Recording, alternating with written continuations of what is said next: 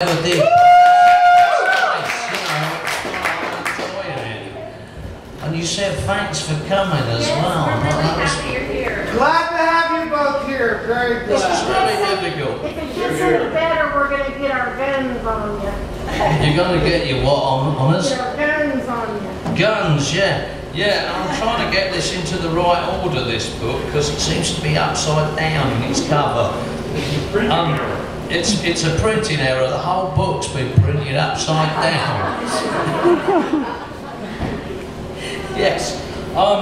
Yeah, I know the bit that Amy was talking about because I was telling her about it earlier on. I was talking about it earlier on. Because I moved to this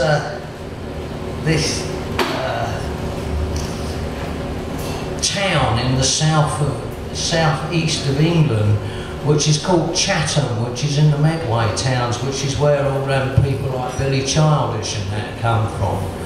And this comes from a section called 2 Up, 2 Down in the Medway towns, and it concerns our neighbours,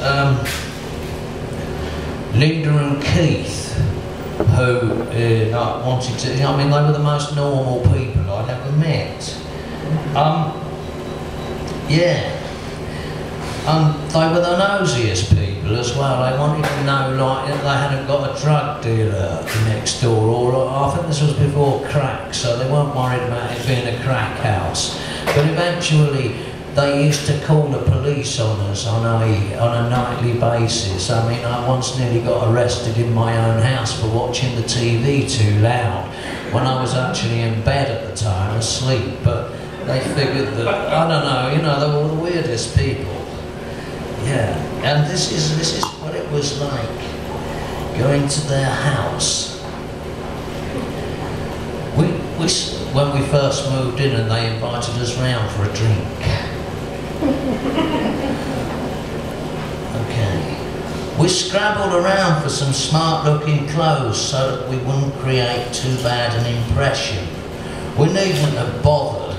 Linda was wearing another tracksuit, a purple velour effort, and Keith was wearing the same sort of thing, but in beige.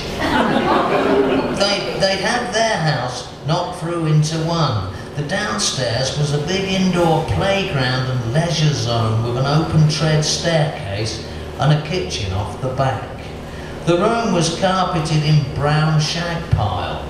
It crossed my mind that it was lucky that Linda wasn't wearing yesterday's brown tracksuit, or we wouldn't have been able to see her. Today, Linda and Keith were relaxing. They had a huge 4-seater settee that curved around like an oxbow lake in front of a plastic stone finish hearth and a giant TV set. They parked my girlfriend in an armchair and me on the oxbow sofa and offered us a cup of tea or coffee. Or maybe we'd like to join them in a drink. Linda parked herself on the opposite end of the oxbow and with a massive velour flank angled towards me ever so slightly provocatively. Having ascertained that I was in the music business, she fixed me with a gimlet eye.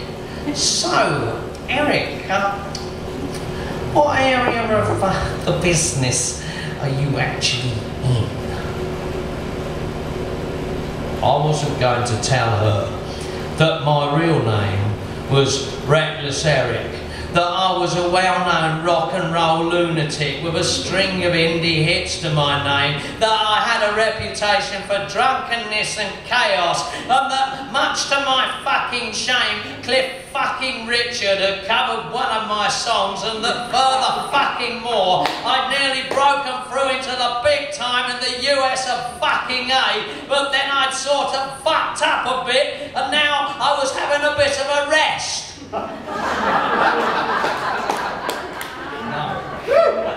No, I was the sound, this is true.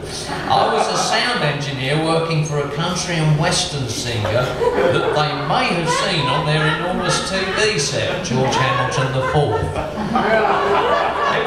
It was fairly shameful, but it was better than telling the whole truth. Linda did most of the talking. Keith didn't say much. He was obviously the weak and silent type. We had a chat about cars that fizzled out while Linda failed to engage my girlfriend in some girly talk about the menfolk. We leapt onto the subject of the US of A. Linda had never made the trip herself, though she'd always wanted to. She'd seen it on Dallas. She was a big Dallas fan. It's such a sophisticated lifestyle, she said, holding aloft the long stem goblet of Chateau Calypso. The way they pour a drink and then they just don't finish it. We lumbered into silences. I drained my can of Tesco lager.